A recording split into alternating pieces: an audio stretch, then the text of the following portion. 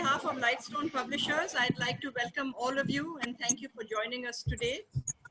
I'd like to introduce Dr. Malia Lodhi, who is the first Pakistani woman to become Pakistan's permanent representative to the United Nations. She has twice served as ambassador to the United States and as High Commissioner to the UK. And Malia Lodhi was the first woman editor of a Pakistan daily newspaper. I would also, Dr. Malia Lodhi will be in conversation with Dr. Huma Bakai.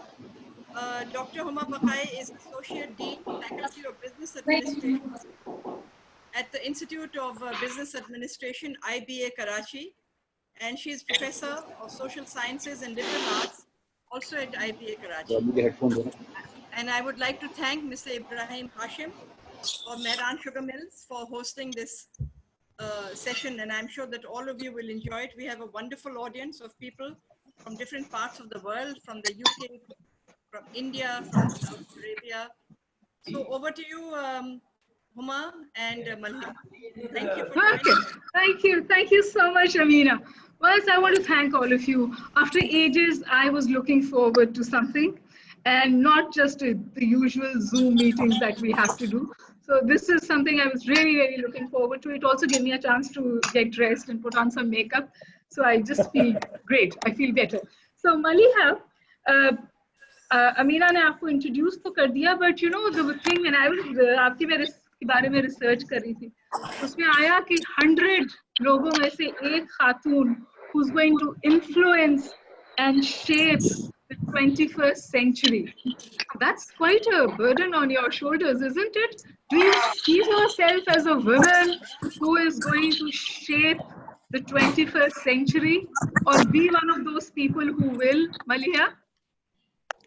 Well, first of all, I want to thank the host and Amina Sayed and of course Huma. I will also request everyone to unmute themselves because we're getting a little bit of sound. तो जब बात करने का time होगा तो फिर उसको unmute कर दें, but otherwise इसको म्यूट रखें because वो muffling की sounds आती है. So Huma, एक तो ये कि thank you so much. I mean, it gave me a chance to also change my clothes, start looking sort of social rather than socially distant. But you know, this description was in Time magazine in the mid-90s. And I think it's an illustration of you shouldn't believe everything that you read. Now you're being humble. No, it's true. I think, you know, it's because at that time I was both, you know, emerging from a career in journalism as editor, the first female editor in all of Asia, I believe, of a daily national newspaper. Of course, there were many women and girls who came after me.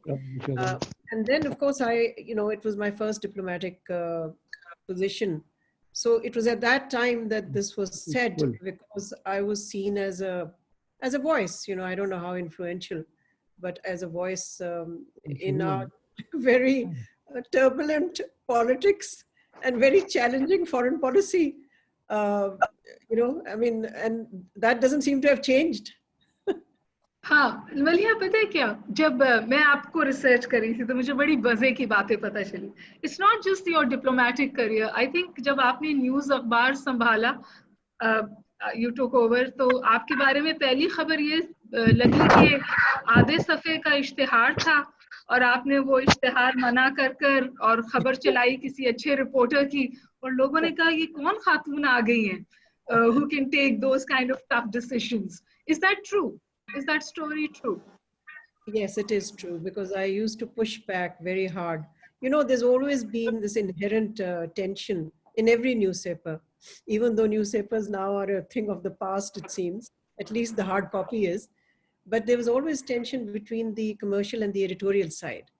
Obviously, the commercial side wanted revenue. So, you know, they would want more space. And sometimes they would want you to not say certain things because that would annoy a potential advertiser. So yes, I did. And I remember Mir Shakil Rahman, of course, who, you know, I pray for him and I hope that he will be released as soon as possible.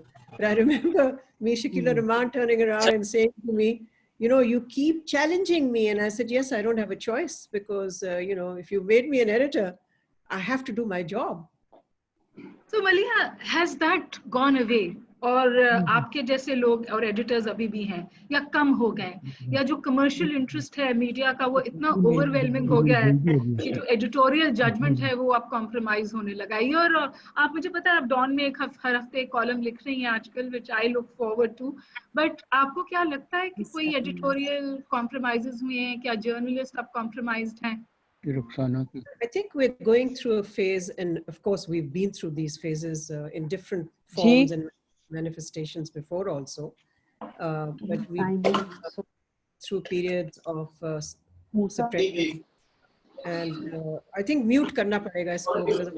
मैं please host से request करूंगी कि participants के mic mute कर दें please.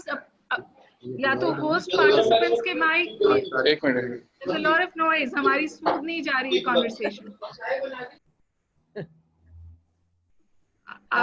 Please, Malia, I apologize for that interruption. Please go ahead. No, I think, you know, I think it's a very good question. You know, how much editorial freedom is there? I think, you know, we've been through many ups and downs. I mean, this is a freedom that the media has got in Pakistan.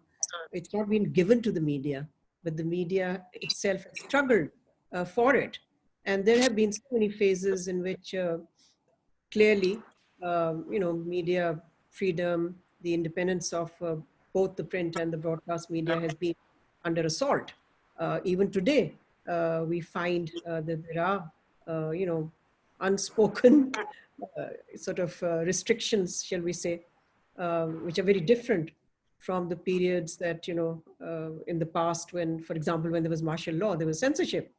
And then post-martial law, when there was an opening up of the media, there still remained areas which were taboo. So, you know, coming to the present, I think, you know, the media has played a very key role in Pakistan's democratization. There's no doubt about it. Without the media, there would have been no democracy in Pakistan. So they've been a key element. And of course, they are a pillar of any kind of democratization.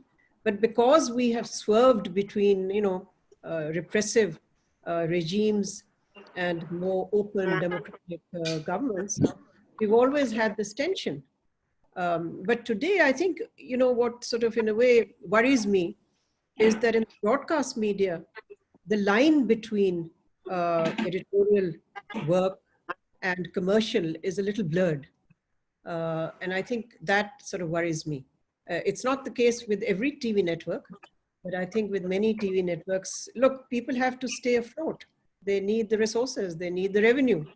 But at the same time, you know, what you call compromises with editorial freedom.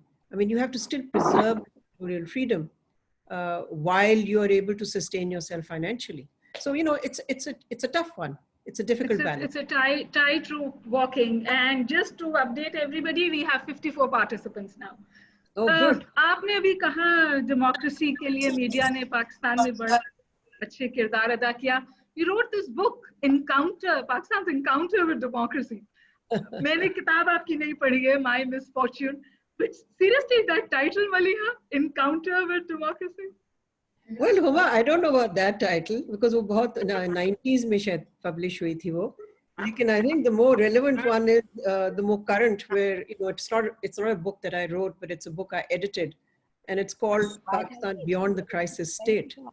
And, you know, it was a book born of optimism and hope that somehow our self-image and, of course, the reality that we lurch from one crisis to another, that somehow we could put the past in the past. We could get past the past.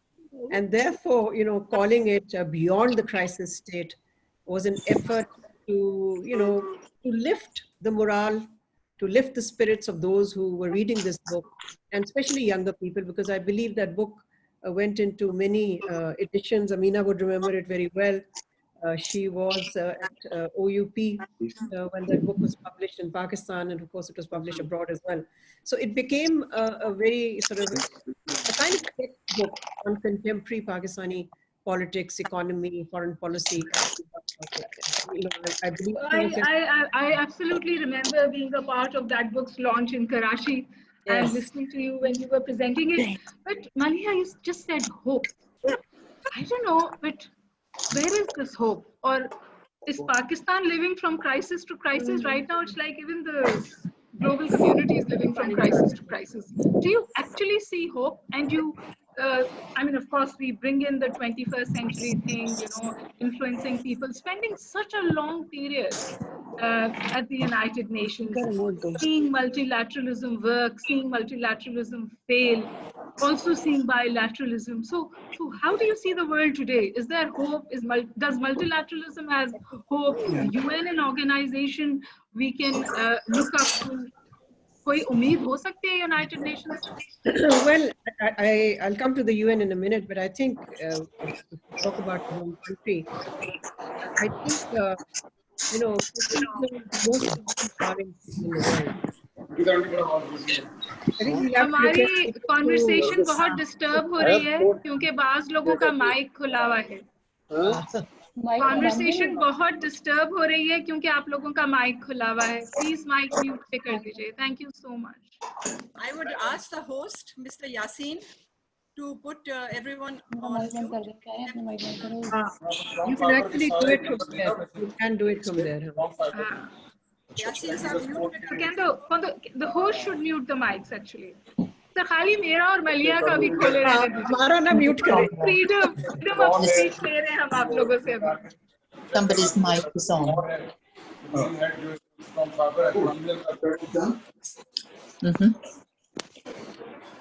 Are we good now? Malia, please go ahead. So your question was about hope.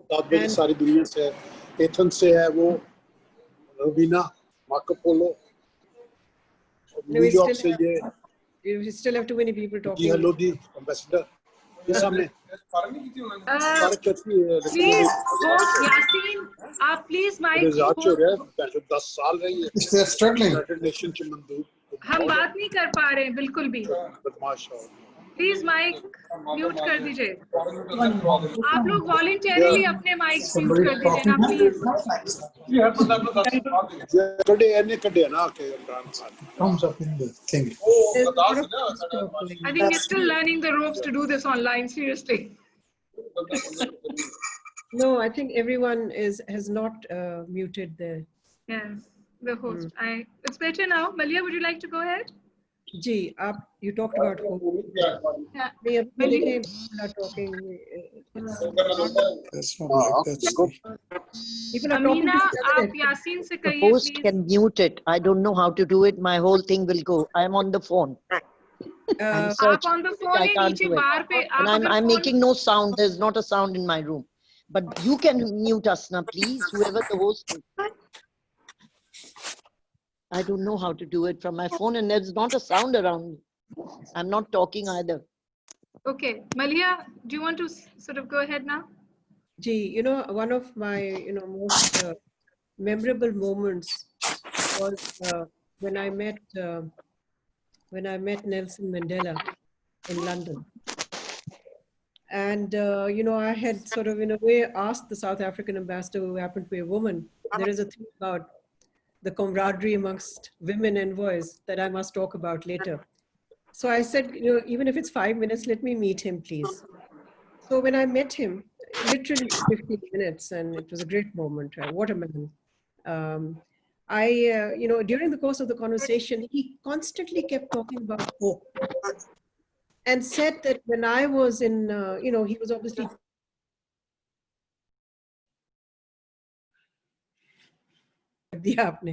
in a tiny little. I mean, seriously, the host has now muted me and Malia also. No, I'm fine. I've unmuted Okay, myself. now. Good. We're good to go. Malia, I So, think we won't be disturbed now. So he kept Everybody, apologies about this. Yes, we were on Nelson Mandela and Hope.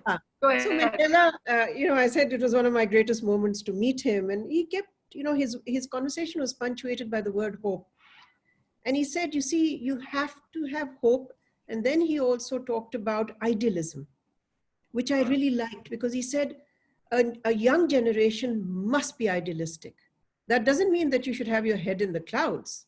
But you have to be idealistic in imagining the future, and a future which is optimistic, a future which is full of hope.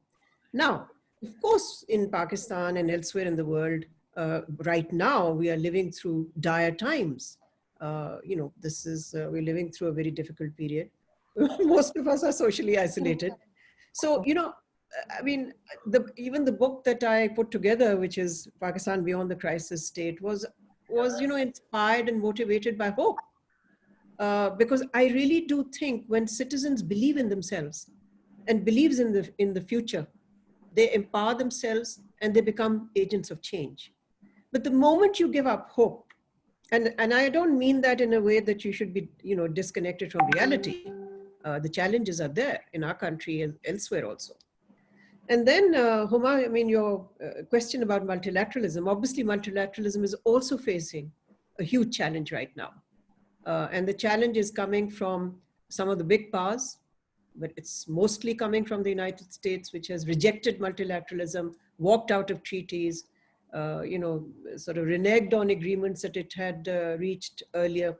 But it's not just the United States. I think other countries too are challenging what went by the name of a rules-based international order. It was not always rules-based, but there were rules governing the way states behaved with each other. And I think that is changing. So multilateralism is in crisis, but in a way it's like democracy, which is the worst form of government except for everything else. So is multilateralism. It's the worst. If I can sort of borrow. I know when you talk about United Nations, you can't ignore what Cold War did to it. And then you had a unipolar world where United Nations was hijacked by the United States, if I may use that word, or some people are of that opinion. And are we moving towards a modern day tragedy with China sort of emerging as a power? And although we have crisscross of geoeconomics and geopolitics, the same kind of dynamics seem to be coming back. वापस United Nations Cold War में जाने वाला है उस तरह की. I don't think so. I don't think so for the following reason. It is true that today we see two global economic powers, and there are no other powers that can match their economic strength. That is true. However, we're also living in a very multipolar world where power has been redistributed in many different ways, both vertically and horizontally. For example, citizens have more power than they ever did. So within a state, we are seeing that the state no longer has that kind of power that it once did because of the communication revolution, because everybody has something in their hand that gives them, and the information revolution. So people are better informed, citizens know how they can make their voices heard. So I think this is a completely new world. And to navigate this world is itself a challenge. But at the same time, I do think that something else will emerge from this, but we are in flux. Internationally, it's a fluid situation. We are in flux. Yes, the tensions between China and the United States, instigated, by the way, by Washington, because China has always believed in a peaceful rise. It does not seek to, pick up fights with anyone. But whatever the case, it's being called a new Cold War. But I don't think this new Cold War is all that is happening at the international level. I think we are looking at terrific scientific progress that is making so much possible for economies to advance and for social progress to take place. So I think if we just look at the top layer of geopolitics and think that's all that there is to the world, I think that would be a mistake. That's there. It has an impact, huge impact. It's hugely consequential for politics, international politics. But then so much else is happening. As I said, citizens have greater power. They can make their voices heard. I think scientific progress has made it possible to deal with poverty in a way that we had not seen in previous decades. So there is much which is going on, which is very upbeat, which is a very uplifting. Thank you so much मलिया। मुझे आपसे बहुत दिल चाह रहा है कि मैं ग्लोबल पॉलिटिक्स से बात करती रहूं because I am a student of international relations, लेकिन मेरे जब मैं हमने ये पोस्टर्स पुट अप किए जो वो मुझे भेजे थे अमीना ने, तो जो सबसे ज्यादा मेरे पास सवाल आए कि मैं आपसे सवाल पूछूं वो था इशू ऑफ कश्मीर। और मुझे इसलिए लगा कि आप you can make a very very fair comment because I think आपने across party lines United Nations में सर्व किया। You've been the ambassador to the United States twice, very difficult times. क्या ये एक लॉबी जो हमारे यहाँ समझती है कि हमने यूनाइटेड नेशंस में कश्मीर का मुकदमा नहीं लड़ा या अच्छे से नहीं लड़ा या किसी जमात ने अच्छा लड़ा और किसी जमात के दौरे हुकूमत में कम अच्छा लड़ा गया, ये परसेप्शन सही है गलत है? क्योंकि आपने तो ये गुजारा है ना, आपने तो गुजरी होगी ना जो हम बात करें। सो are you in a position to sort of comment Sure. on that? I think I think Pakistan has had a consistent policy on Kashmir. I think every government has done whatever it could. Remember, governments were there at different phases of the Kashmiri story, of the Kashmiri movement. So, for example, during the 90s, when we had the late Benazir Bhutto, when the uprising began, in the 90s in a big way, she was all over the place in terms of ensuring that Kashmir was front and center of Pakistan's foreign policy. So, that was a particular phase in, as I said, Kashmiri history.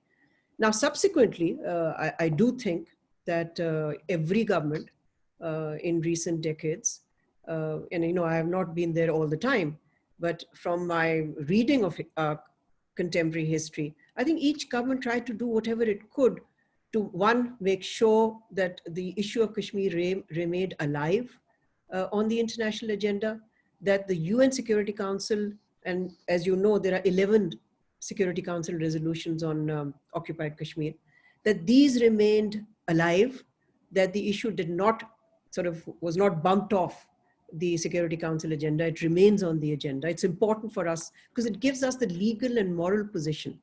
Every government, I think, worked to ensure that. And then in terms of trying to see whether they could get dialogue with India, when the dialogue was there with India, this was always part of the 8-issue comprehensive dialogue that used to take place. हाँ, लेकिन मलिया मुझे ये बताइए, क्योंकि मैं जाहिर है इंटरनेशनल रिलेशन से वाबस्तगी है तो आपको हम यूनाइटेड नेशंस में फॉलो करते थे। कश्मीर इशू में मुझे 1-2 इंसिडेंट्स याद हैं जो आपकी वजह से हुए, आपके वहाँ पे प्रेजेंस की वजह से हुए। आप हमें बताएंगे what do you think while you were there that you did for the Kashmiris? देखिए, first of all, I used every avenue, every debate, whether it was about children in armed conflict, so I would talk about Kashmiri children. If it was about women in peace and security, these are all agenda items of the Security Council. So whenever I spoke, I made sure that I would insert the issue of Kashmir, even though the wider topic was, it was wider topic. So that's something that's very much up to the PR or to the ambassador, because nobody writes your speeches for you. You do it yourself. Your capital isn't telling you कि आपने इस debate में हिस्सा लेना है या नहीं, आपकी मर्जी है. So, so I tried to ensure. So do you see that as a highlight of your career, or is there, or there is more? No, then I'm coming to the highlight. The highlight was that once India took its illegal action to annex Jammu and Kashmir in August last year, obviously it was incumbent upon us then to seek a meeting of the Security Council and to ensure that this is an issue that is discussed in the world's highest diplomatic forum. There is no diplomatic forum in the world which is more important than the Security Council. Now, of course, the fact that we got this meeting, I think was, it was tough. I spent, 10 days, very anxious days, lobbying. India tried its best to stop this meeting. It failed. One or two of the P5 were also not keen on it. But we were very grateful to China. because had it not been for China, this meeting would not have taken place. We are also grateful for to have you there, Malia. I think that mattered. और ये मुझे एक और बहुत मजे की बात याद आ रही है. मैं बहुत आपकी Facebook post follow करती थी. I could see this fantastic networking that you did. और मेरा ख्याल है कि जब women in positions of power में आती हैं, corridors of power में आती हैं, एक तो आती मुश्किल से हैं, वो struggle भी अभी आपसे पूछेंगे. लेकिन उससे ज्यादा बड़ी मुश्किल बात ये होती है that it's a men's club. और उस मेंस क्लब में एक अपना कल्चर है नेटवर्किंग का ना. गोल्फ हो गई, पब का एक कल्चर है वेस्ट में, कुछ भी हो गया. मुझे ऐसा लगा कि आपने वो ब्रेक थ्रू किया. You were able to do the right kind of networking with the diplomats, and everybody who went from Pakistan was welcomed at your home, I understand. कुछ आगे बढ़ के किया मलिया, या रेगुलर है, या सब ऐसे करते? देखिए, Uma, thank you for following me in all my Facebook posts. I think the social media is an important tool, I think, for every diplomat now. And if our diplomats don't use it, it's a great shame. But I think, you're right about the men's club, but we now had a women's club at the United Nations. Because when I arrived, there weren't that many women. There were, but by the time that I was completing almost 5 years at the UN, I think we had reached a record number of 45 women ambassadors to the UN. Now, the kind of sisterhood amongst them was incredible. I think, and that enabled me to reach out to all these sisters, as we called each other. And I have to say that the Muslim world has sent a lot of women to the United Nations. So I wasn't the only one from the Muslim world. One of my best friends was the ambassador of Qatar. Another best friend was the ambassador of Jordan. Another best friend was the ambassador of Kyrgyzstan. Now, so I think this, secondly, I have to say, our diplomats are much too shy in asserting our cultural identity. And I'm a great believer in that. So I did a lot of cultural diplomacy. And if you ask me, वो जो होता है ना high point एक ये भी था कि when I had Rahat Fateh Ali sing in the hall of the UN General Assembly, and I had requested him to please start with your Qawwali, Allahu. So he started with Allahu, and I'm told that never in the history of the UN had Allahu sort of echoed in the chamber of the General Assembly. So, हमारे जो लोग पाकिस्तानी जो बैठे थे उनको goose pimples हो रहे थे कि, a sense of pride in our faith, in our culture, in our tradition. And of course, Rahat Fateh Ali sort of rocked the place, I know. अच्छा मलिया, मुझे बहुत मजा आ रहा है आपसे बात करने में, और बहुत सारे लोग हमने सुन भी रहे हैं. 70 पार्टिसिपेंट्स हो गए इस वक्त हमारे साथ. आप मुझे ये बताइए कि नेल्सन मंडेला 5 अगस्त के बाद सिक्योरिटी काउंसिल क्या सेशन कॉल करना पाकिस्तान के लिए बड़ी बात. फिर कल्चरल डिप्लोमेसी में ऑफ कोर्स ब्रिंगिंग राहत फतेह अली देयर एंड उनको लैंडस्केप में लाना. इससे अलावा भी कोई बात थी? ये 3 हाइलाइट्स हैं. आखिरी सबसे बड़ी हाइलाइट बताइए, फिर हम दूसरी बात की तरफ जाएंगे. नहीं, highlights तो आती जाती रहती थी. I think winning an election, we won the election to the Human Rights Council. It was a tough election. Again, we had certain countries lobbying against us कि ये कौन होते हैं और इन्होंने इतनी दफा सर्व किया, ये फिर से क्यों सर्व करने आ रहे हैं. तो नहीं बताएंगे, इंडिया ने बहुत तंग किया आपको, मैं बता दूं, आप diplomat. So you don't know until, like any election, you don't know until the end, until the votes have been cast, कि आप जीत रहे हैं या हार रहे हैं. So, I mean, the fact that we did win that, so, so इस तरह के high points. इस तरह की बहुत सारी चीजें. अच्छा, Maliha the journalist, Maliha the diplomat, Maliha again the journalist. क्या अच्छा लगता है? I think there's so many things in common between them. What is common? It's all of them involve trying to win hearts and minds. All of them involve. ये जो journey थी, ये आपको जब ऑफर आई होगी, मुझे नहीं पता कैसे आई, वो मैं ढूंढती रही, मुझे नहीं मिला, कि Maliha the editor becomes Maliha the diplomat. You wanted it? Were you surprised? You lobbied for it? क्या हुआ था? How did it happen? It had never occurred to me, to be honest with you. I was quite happy editing a newspaper until, again, the late Benazir Bhutto said, I want you to go as Pakistan's ambassador to Washington. And I said कि उस वक्त वो top diplomatic post होती थी. अब So of course it it competes with the diplomatic post to China. मगर उस वक्त तो मैंने उनको कहा मोहतरमा बेनज़ीर भुट्टो को कि but I don't have any experience. How can you be sending me to a post like this? And she laughed and said, I didn't have any experience when I became prime minister. So don't tell me you're going to be deterred by lack of experience. You have been writing and advising in my writings, obviously, on foreign policy and making recommendations. Now go practice it. Be a practitioner. Let's see if you can do it. So Wonderful, absolutely. That's how wonderful. it had not occurred to me, but of course, I was very grateful for this opportunity. It was a huge challenge. It was a huge professional challenge, a huge personal challenge. Being away from my family, not easy.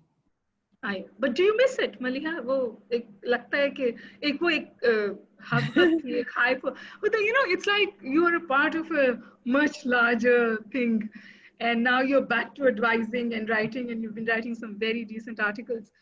याद आता है, मुश्किल लगता है, या कभी-कभी गुस्सा आता है कि diplomats क्या कर रहे हैं?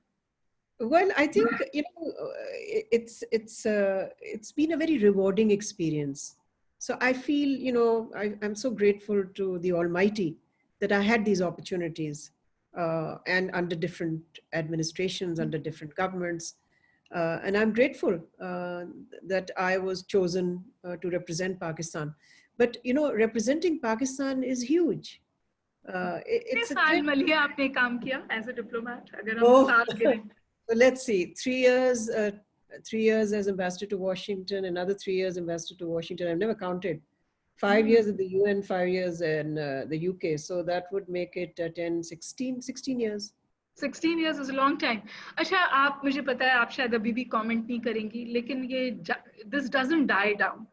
कि आपने इतना एक high profile summit किया था. I mean, in some ways, हम तो envy I करके know सोचते थे what's that coming now. Yeah, I know exactly what's and coming. then Munir Akram or the government giving explanations that, if I may use the word, she wasn't sacked and it was replaced. But then also Dawn saying it was a major reshuffle. So why did this major reshuffle happen? First of all, it had already been agreed that I would leave because I was coming up to almost 5 years. एक जो normal term होती है वो 3 साल की होती है. But when Prime Minister Imran Khan assumed power, he asked me to continue, and I was happy to continue. But it had been agreed beforehand that after his General Assembly visit, we would agree on a date and I would leave. So that part had been mutually agreed. But of course, the manner in which the government announced it was extremely unseemly. So you think it was very badly handled? undignified. It was very undignified. Very undignified. मतलब अगर पहले से agreement था तो ज़्यादा अच्छे से हो सकता. मतलब it was, even India started reporting on it. Yes, I know. And then we had to give an explanation. No, but there was no bad blood or anything. Nothing went wrong. It's just the manner in which it was done. And I think, they could have done it in a much more dignified way. It could have been handled more sensitively. But I don't think doing things in a dignified way is a hallmark of this government. So that's a lot coming from a diplomat, Malia. मैं आपसे आज reference के ऊपर comment नहीं लूँगी, लेकिन I think it's a great day for the rule of law for Pakistan. You think so? Yeah, absolutely. I think this reference was based on, it was an ill-conceived reference. This is a judge of the highest integrity, as far as I know. And I think the Supreme Court, by this judgment, has also shown that it can give these judgments independently and that it stands up for the rule of law. So I am a proud Pakistani. मेरा दिल चाह रहा है कि मैं provocative हो जाऊं. अभी दिल चाह रहा है. अभी आपने कहा कि आपकी dismissal या आपका removal अच्छे से, I beg your pardon, not how you left the office wasn't handled properly. And then you just said कि ये reference भी बहुत ill-conceived थी. And I'm going to link it to what you said to Benazir Bhutto, that BB, am I experienced enough to do this? Should I take it up? To एक position थी, उसमें भी you were second guessing yourself. Is this government overconfident? I mean, they need to do some second guessing. I think any government that fails to at least privately, introspect and to review whether it's done the right thing or it's, needs a course correction, is going to face problems. And I think this government lacks that ability. इनकी एक self righteousness है अपने बारे में कि हम जो भी करेंगे वो सही होता है because हम बहुत अच्छे लोग हैं. आप सचमुच जर्नलिस्ट हो गई हैं, आप डिप्लोमेट होना छोड़ दिया. No, I think, I say this I think the government really does need to review its performance in a candidate. It doesn't have to do it publicly. It should do it privately and see कि कहाँ course correction की ज़रूरत है. Because ये दुनिया में कोई चीज़ नहीं होती कि nobody is perfect. You aren't, I'm not. No government is. There's always, islah का तो हमेशा room, there's always room to improve. So if a government says to itself, no, I actually can't do anything wrong. I always get it right. Who says I've done it wrong? Then, you lose the ability to correct. And correction ये जो एक power of being in arrogant, एक arrogance of being in power होता है ना, हर एक होता है. When you come into power, you have this arrogance. People's Party में भी होगा, PMLN में भी होगा. क्या आपको ये element of arrogance present government में ज़्यादा लगता है? I think the benefit of the doubt is with them because they knew. So they've never been in power before. So that's fair enough. But I think 2 years on, you have to get used to it. And there is nothing more appealing, I think, to people than humility. Humility, I mean, sometimes political leaders forget, but the most successful political leaders don't. मैं आपको अभी का example देती हूँ. वो कहते हैं कि New Zealand, even though small country, उनका infections, coronavirus के इतने ज़्यादा नहीं थे, but जो भी थे, this woman, and she happened to be a woman. Yes. They say women leaders have done better than men in handling the coronavirus crisis. I'm not going to go in that direction. Right. But भैया मुझे अभी chat पे ये कहा है कि मैं आपसे इधर-उधर की गप लगाने लगी हूँ और मैं regional peace पे बात करूँ. But let me complete this. I was enjoying this a lot. Let me complete this point about the New Zealand Prime Minister. They say that her success and the fact that the public cooperated with her and complied with the lockdown was because, one, she showed humility. Two, she showed empathy and compassion. Now, you yourself decide, and the various participants who have joined us, are these qualities visible right now or evident right now? And if they're not, perhaps they should be. So we leave that question to the audience. And coming back to regional peace, 2 questions. One, your take on the Afghan peace process. Is Pakistan on the right side of things, or we may become the whipping boy post a failure, which may happen? Pitfalls are there. Well, I think there are 2 or 3 things we should keep in view about the Afghan situation. First of all, President Trump has taken a decision that he wants to withdraw his troops from Afghanistan.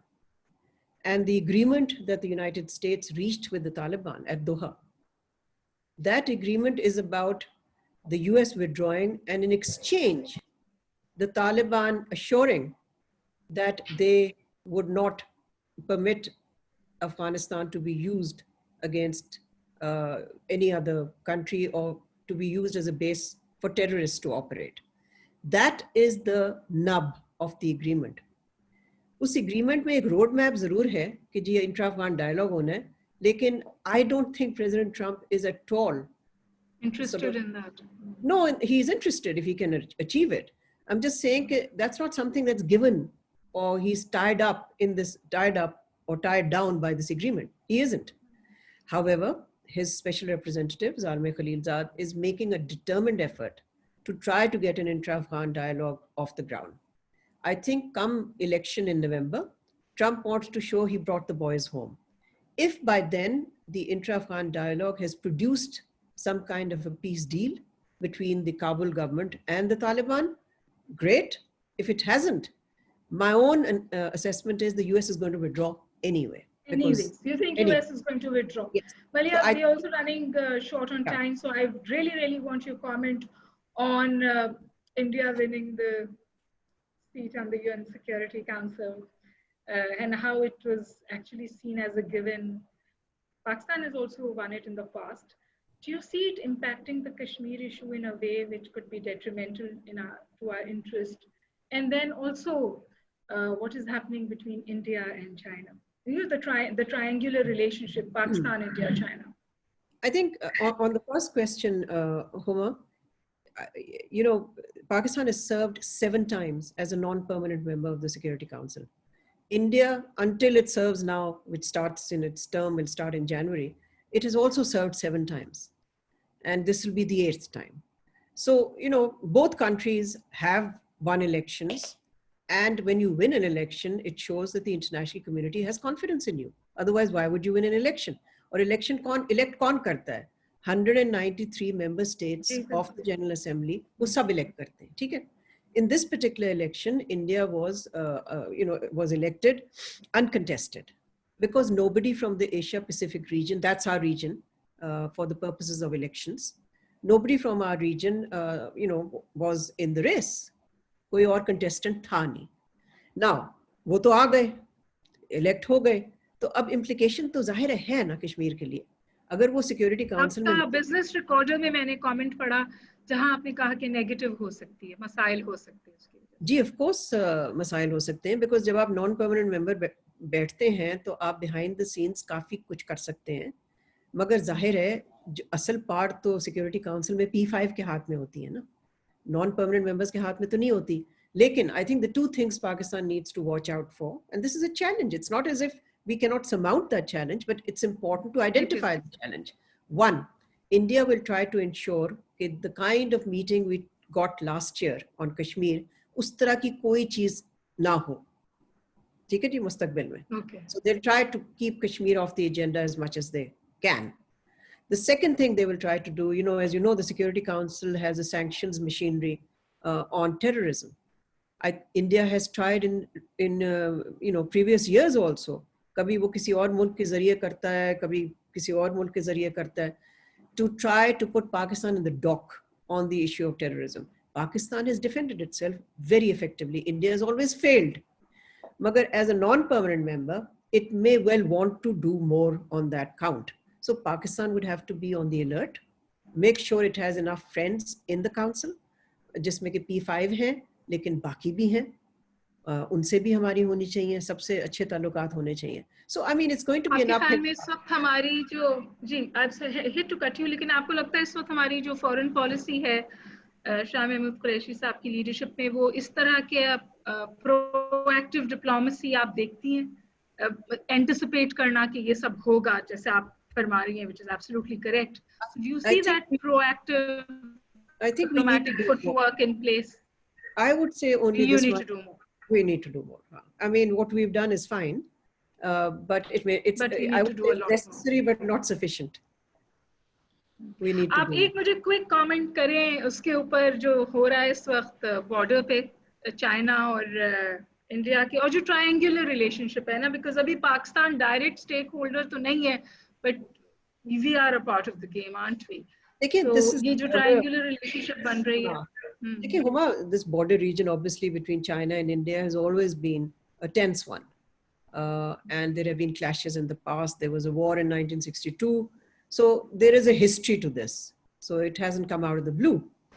But at the same time, I think both countries, want to step back from any wider conflict. And that's why there have been conversations between the foreign ministers of the 2 countries. Also, there is a dialogue that's going on at the military level also. There was an agreement also, जिसके तहत एक disengagement होनी थी. That has not proceeded smoothly. But at the same time, I think we need to put this in a proper perspective. I think India under Modi has tried to follow a muscular policy, and countries push back against it. जब हमारे साथ उन्होंने किया तो हमने push back किया. China के साथ करेंगे तो the cost will be much higher. Will be absolutely. Malia, last question. But this has been so interesting. I want to go on. एक 2 तरह की lobbies है. एक तो of course India का एक propaganda है, पाकिस्तान को हमने isolate कर दिया है. Pakistan is in सफारती तन्हाई का शिकार है, is into diplomatic isolation. The other lobby says no, it's not so bad. Pakistan is a pivot state. It is in the game. It will remain in the game. कहाँ हैं हम? और आप जब इतने अरसे वहाँ थी, आप कौन से फ्रंट से लड़ती थी? पाकिस्तान आइसोलेशन में है या पाकिस्तान नहीं isolation? Okay, I mean, whenever any new or old prime minister used to come to the UN and I had to do the first briefing for them, I would start by saying that Pakistan enjoys a lot of respect at the United Nations. And you know why I enjoyed that position the most was because, you know, I was the ambassador to the world. एक bilateral mission में तो आप एक मुल्क के साथ होते हैं ना, यहाँ आप एक 193 countries के साथ आप थे, maybe 192 because एक को हम recognize नहीं करते, so 192, right? So we enjoy a lot of respect, and the reason for that is that, you know, we have a history of taking positions at the United Nations that have been respected and appreciated. So we should not ever underestimate ourselves. But the one area that I feel Pakistan needs to work hard at, and I think we don't have a strategy for that, and I'm a great believer in that, is soft power. Identify your soft power, deploy it, and tell people who you are. Tell them about your culture, tell them about, you know, how you govern yourself, tell them about your people. Foreign policy should not and is not just something that happens in dark, smoky rooms between men in gray suits. Foreign policy is now out there where the publics are involved. They're engaged in it. Their voices have to be heard. So, you know, public diplomacy and I think cultural diplomacy, Pakistan को इसमें invest करना चाहिए because बहुत space और room है. And I can assure you. आप मलिया ये बहुत नहीं कर रही थी, आप cultural shows करती थी, आप बहुत. I think it really yields results. इससे बहुत फर्क पड़ता है. You know, when people feel comfortable about you as a people and as a country, then you can leverage that for your foreign policy goals. But if they don't, तुम्हें काम करने की जरूरत है बहुत ज़्यादा. बिल्कुल. अच्छा मलिया, मुझे बताइए कि there are a lot of women who look up to you. क्या कहेंगे? But ji, you want me to finish, ji? Well, actually, yes, I wanted to invite our host, हाँ, Ibrahim of course. Hashim, to speak to everyone. If you can wrap up. Hashim साहब, बस मलिया से एक message ले लूं, फिर आपको इनवाइट कर रही हूँ. मलिया, just 2 lines for women, for young girls. Well, I think it's very simple. You should just believe in yourself and you know that you can do it. So don't be deterred. The glass ceiling may seem very high, but you can smash it. Have confidence in yourself and never be deterred by anything, any obstacle. Just keep on going and you'll do it. Wonderful. Okay, so women out there, girls out there, don't just shatter the glass ceiling, also the pink ceiling. Mali has done it. I'm going to invite our host, who's been very kind, कि हम सब आज इस निश्चित में बैठ सके. So Ibrahim साहब, it's over to you, and I can't thank you enough क्योंकि मुझे बहुत मजा आया. I hope हमारे participants ने भी enjoy किया होगा. हमारे पास इस वक्त भी 60+ participants हैं. Ibrahim साहब, please say. जी, Ibrahim साहब, over to you. I'm going to mute my mic now. And Malia, thank you so much. Thank you, Huma. I really enjoyed that. It was very lively. Thank you. Thank you, Malia. Please, could you unmute yourself, Ibrahim Saab?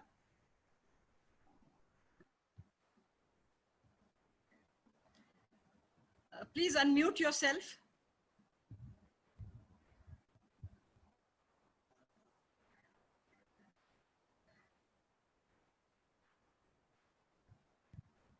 We'll have to request Yasin to help me, Ibrahim Saab. Ji, Ibrahim Saab can't hear. Just unmute yourself. I think in the meantime, could we have a question until Ibrahim Saab is, and I'll speak to Yasin to unmute him.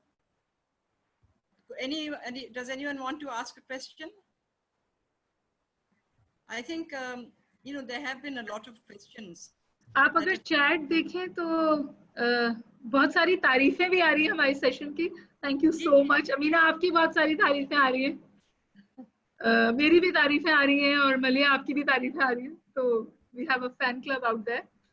लेकिन सवाल मुझे कोई नहीं नजर आ रहा. कोई सवाल है तो आप प्लीज पूछिए. Can I ask a question? Is there anything left in the Commonwealth? Do you see anything happening in the Commonwealth in the future? or is it now just a symbolic organization? Okay. Could So you give that me was Tariq Rangoonwala. Maliha, over to you. Thank you, Tariq sir. I think it's mostly symbolic, but there are programs under the Commonwealth, which you can benefit from, but basically symbolic hai. The only thing I would say is that Brexit ke baad, there may be an opportunity for Commonwealth countries to try to gain greater market access in the UK. So in that sense, एक तरह से एक potential सा नजर आता है. Lekin otherwise, no, Commonwealth is, it's really an organization of the past, but has symbolic value. Right. Thank you, Maliha. Any more questions? Uma, can I ask a question? Yeah. Yes, Salim I ask- Zamindar Saab is with us. Yes, Salim Zamindar Saab, please go ahead. Ambassador, I want to ask, can Pakistan balance its relationship with the US and China? That's a very good question. It's tough. I think Pakistan would want to balance its relations with both, but its strategic future lies with China. I think if that's basically it. It's very Maliha, clear. our strategic future lies with China. Yeah, That's absolutely. a strong statement. Okay. Sure, And I you're have no convinced. doubt on that. Absolutely. Great. Okay. It's good to, in this overflow of information, have a the power of clarity is just great. So we have Saad Gilani. Yeah, seriously, it's the power of clarity. Saad Gilani Saab. Thank you, ma'am. My question is, don't you think Pentagon and CIA has influence on White House in case of withdrawal of US forces from Afghanistan? It is not 100% sure, will they going to be withdraw their forces from Afghanistan or not? Okay, thank you, Saad. Ji Maliha. I think they're set on withdrawal, irrespective of who wins the election, because Biden also has been a long time believer that US forces का क्या काम है वहाँ पर. उनका सिर्फ काम था सीटी करना, और वो सीटी के बजाय वो लड़ना शुरू हो गए तालिबान के साथ. In other words, Biden has always said कि हमारा तो मसला अल-कायदा के साथ था, तालिबान के साथ क्यों हम लड़ रहे हैं इतनी लंबी जंग में. So I think CIA, or as you said, the deep state in the United States, I think, has come around to accepting the fact the war is unwinnable. So why would they be there? Are they going to sink more treasure and more blood for the sake of an unwinnable war? I don't think. I think one of the most significant things is American public opinion. Public opinion in America is absolutely not interested in a further US presence in Afghanistan. In fact, that's not even on their minds. So I am a great believer that they will withdraw, irrespective of who wins the election in November. Soma, I have a question regarding the deal of century. Please go ahead. Deal of the century. That's what you want to ask. Yeah, what are her views on that? Yes. Deal of the century. Well, we can't be part of that. After Minhaj Saab. Ji. We can't. I'm sorry. I don't want to put you through this. No, I said we can't be part of this deal. What a deal. It's a disaster of the century. ये जो Trump का vision है, it's a disaster of the century. It's no deal. How you foresee that? It's going to collapse the moment Trump is booted out of office. You hoping he'll be booted out of office? Malia? I mean, I'm a Pakistani citizen. I have my view. I don't have a vote there because I'm a Pakistani. I vote here, not there. But do you think this is going to be very tough elections? But I have a view in it, and I think most. आपको लगता है Trump को वापस आना बहुत मुश्किल है? और ये बोल्टन की किताब के बाद तो और भी मुश्किल हो गया. The polls are showing right now. It's too early. Polls are showing Biden is ahead, but at the same time, I think we have to wait and see. मगर इस वक्त जो 3 issues हैं जिसपे कि he seemed to have done very badly is 1, the pandemic, number 2, the economy, the economic fallout of the pandemic, not so much what happened before, and thirdly, क्या कहते हैं, the race issue. इसने मुल्क को divide करके रख दिया है, and I think there will be a political price to pay for that. So, but again, it's too early. It's too early. I mean, Biden can make mistakes. And it can go swing the other way. और अगर आपको मलिया याद हो तो polls में तो Trump पहले भी हार रहे थे. Everybody thought it was going to be Hillary. Do we have more questions? No. Yes. This is Shamshad. 8 minutes. We have to wait for Ji Maliya. नहीं मैं कह रही थी, don't forget Hillary got more of the popular vote. So the हाँ, polls popular weren't vote. that wrong. वो तो that is the tragedy of past polls. Delegates की तरफ, हाँ जी. Can I be Hello. heard? Can I ask a See, question? we have Can you Gularana. hear me? It's Gularana. Do you Can want you to? hear Yeah, me? please go ahead. Please go ahead, Gularana. Because I cannot hear you, so I'll turn my Maliha ji, Assalamu alaikum. Extremely delightful talk as always. I just wanted you to comment briefly on any hope in the Iran matter, any help from the OIC or others in the Syrian and Yemeni thing. And you have a very interesting call to Pakistani diplomats for Africa, which we do not pay too much attention to in one of your previous talks. So if you can briefly comment on these three areas, how do things stand there with the Yemeni thing and the Syrian thing and Iranian? Thank you, Gularana. Those are loaded questions. Those are loaded तीन questions. जगह, तीन regions पूछ लिए आपने. जी. I think on Yemen, you know, it still remains an unresolved issue. And I think Pakistan should steer clear of taking clear sides. That's my view.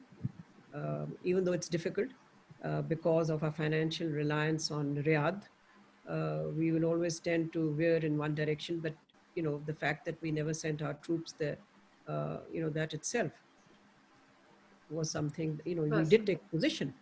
So it's important to continue to have a, balanced approach to that. What were the other two questions? Africa. Iran and Africa. Iran and Africa. I really think Pakistan needs a very coherent, consistent. First of all, it needs an Africa policy. We don't have an Africa policy. We don't have a Latin America policy. And I think, frankly, we don't have an Asia policy beyond China. There is something called ASEAN. We have we have economic relations with some of the ASEAN countries, but we need to do much more to cement our political relations. मलिया, मेरा अब आपसे एक दिल चाह रहा है. एक जमाने में हम अफ्रीकन वोट को for granted लेते थे ना, सारी countries हमें करती थी vote. We lost out on that. हमारी गलती. No. We still have that. And let me tell you, because we fought an election and won it, and I can tell you we could not have won it without Africa. Without the Africans. अभी भी हमें वो block में vote करते हैं. उन्होंने almost block में किया था, and you know why? Because of our role in UN peacekeeping, because the deployments are all in Africa. So we don't have many missions in Africa. But they were also grateful that Pakistan's military had played this role in keeping the peace in so many African countries. So उस basis पे goodwill थी हमारे लिए, which we leveraged then. But अभी भी हम cultivate कर रहे हैं उसको, because now China is very strong in Africa. No, I think the dragon rules the jungle. I think one of the things that we need to do is to call the business community in and say, tell us where you think the business opportunities are. We'd like to help you, and you will help us. I think the Foreign Office से कुछ तो इस पे काम है. But let's see if we have more questions. Actually, Dr. Paul Flather, I think, wants to ask a question. Dr. Paul Please Flather. go ahead. Okay, thank you very much. I really enjoyed that talk. Thank you, Malila. Can I go back to China? Because a lot of people here are speculating that the exchanges on the border, near Ladakh, are in a way China showing Pakistan that it can be friendly, it can be supportive of having a slightly anti-India stance. So I was a little bit surprised when you said that, but also intrigued when you said that Pakistan's main strategy might be to relate and improve relations with China, because that's obviously going to affect quite seriously relations with India. So is it that you're saying that relations with India are a lost cause, and that really we have to be into a realpolitik of what's going on in Asia? Well, I think to start with, under Modi, I do not see the revival of any dialogue between India and Pakistan. So relations will continue to be turbulent. And in the absence of India reversing some of the steps that it has taken in occupied Jammu and Kashmir, I just don't see the space for any movement. But on the Sino-Indian clash, I was referring to the fact that both countries have indicated in recent statements and actions that they do not wish for this clash to widen into some kind of a conflict. So I think we need to keep that in view, and also tread carefully in this area. This is between China and India. And I think, as I said, it's part of a pushback against Modi's muscular policy. To that extent, if we can benefit from it in that way, good, because in a way it's a signal to those trying to pursue muscular policies that there is a price to pay. And India will have to pay that price, because there is no way that they can get their way in Ladakh against a much more powerful country and a much more together country than they are. So I think, we're looking at turbulent Pakistan-India relations. I think one of the challenges ahead would be how to manage these tensions at a time when Pakistan also needs to keep the Kashmir issue alive at the international level, because that inevitably will also impact on the relationship. So Pakistan cannot abandon that diplomatic campaign for anything. So I'll end there, because I think there are other questions also. Thank you. Actually, there are a lot of questions on chat. Huma, if you just click chat. Actually, my chat is running. And how do you see the situation of India and China border tensions? We actually answered that. हाँ, वो तो हमने answer कर दिया है. हाँ, actually जितने questions हैं हमने वो answer किए. एक मुझे आ रहा है नवेद खान साहब का. I want ambassador to comment on this. Currently, we are experiencing a very highly controlled democracy, which makes us wonder as to why we are continuing with this sham democracy. Naved Khan Sahab. Well, all I'll say is any democracy is better than none. Yeah, I thought you would say that. Okay. Okay, I have another one actually. Is Gilgit-Baltistan a province of Pakistan or a disputed territory, the 5th province of Pakistan, to be or not to be? I think this is a very vexed question. We will need more time because it's so complicated. Yes. I don't want to be cited out of context on this one. It's a very delicate issue. But the latest development perhaps on it is just to put things in perspective is that we've given people of Gilgit-Baltistan all the rights, except giving them the status of a province, because it is linked to the status of just saying we need much more time to address the various dimensions. So now they be it Supreme Court, और उसमें delay है, implementation में delay है, I agree, but some effort has been made by all the government. Pakistan People's Party ने भी बहुत काम शुरू किया, PMLN ने भी किया और इस वाली हुकूमत ने भी किया. जी, और कौन है हमारे साथ? Yeah, I'd like to ask one more question. Maria, I mean, most of our funding is coming from the Bretton Woods arrangement. Currently, the impasse between the United States and China and the European Union, I understand with the South China Sea, you must be very well aware. I don't know if we contributed a naval vessel in that flotilla, but of course, the British are now going to make a base in Brunei Sultanate. How do you see our situation? I mean, strategically, I agree with you. We are completely allied with China. But how do you see our situation? Because somebody asked this question earlier of the balancing between the United States and China. Because, on one side, we are beholden to the Bretton Woods. On the other side, of course, we have a strategic matter with China because of India and so many other things and because of our long-standing friendship. How do you think, where do you, on the South China Sea, how will Pakistan, because, of the Malacca Straits and the Indonesians and the Malaysians, where do we land up in all of this? No, we support China on the South China Sea issue. In fact, many times at the United Nations, I've been in negotiations where some countries have banded together to try to beat up on China on this issue, and Pakistan has always stood by China. But on your wider question that how do we balance, we have to keep in view that the US has made a strategic choice. The strategic choice is India. It's not Pakistan. Right now, we only have a limited relationship with the United States, which is basically a function of Afghanistan. There is no substance yet to the bilateral relationship.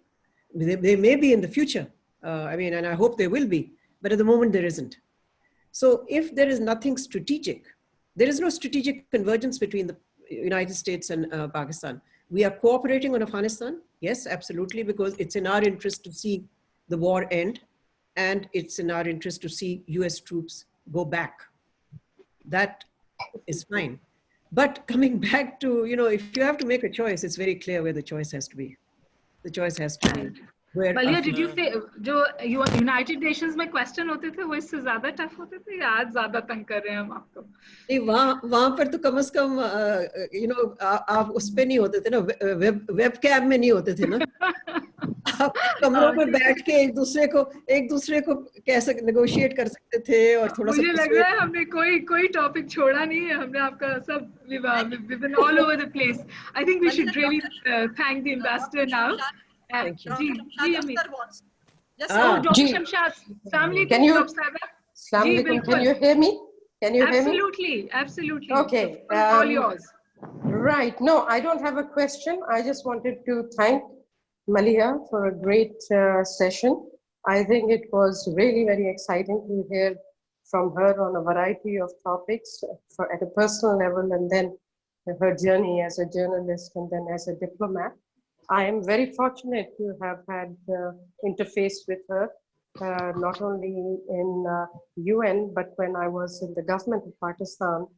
We've had some real great moments together, particularly in the UN, when she was the ambassador and I was the undersecretary there. The main point I wanted to say, besides her career and our exchanges, what I have enjoyed with Malia has been my days of visit in London and in Islamabad, where we have had together long walks, something we share in common. Yes. And I was listening to this session while taking my regular walk in Karachi city on the roads. So you can imagine how much I have missed Malia's and my walks. Thank you. That was all. There couldn't have been a better finale to the talk. Thank you so much, Dr. Shamshad. Thank you so much. And thank you so much for joining us. It was a pleasure.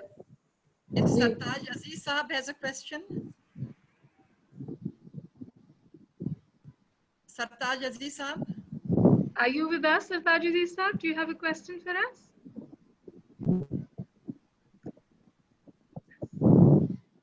Okay. Amina, is Ibrahim Saab with us for the vote of thanks? I'll just check. Ibrahim Saab, are you available for a vote of thanks? It's a great pleasure to listen Dr. Maliha Lodhi directly, and I want to thank you, and I want I kind of request to you to arrange a separate session on the role of Pakistan and options that Pakistan has to pursue the Kashmir issue. Tara, noted. We'll try and do that. I think Ibrahim Saab has probably stepped out, but our time is up. So I'd like to thank Dr. Maliha Lodhi. Thank you, Amina. And Dr. Huma Bakai for a brilliant session. I enjoyed every second of it.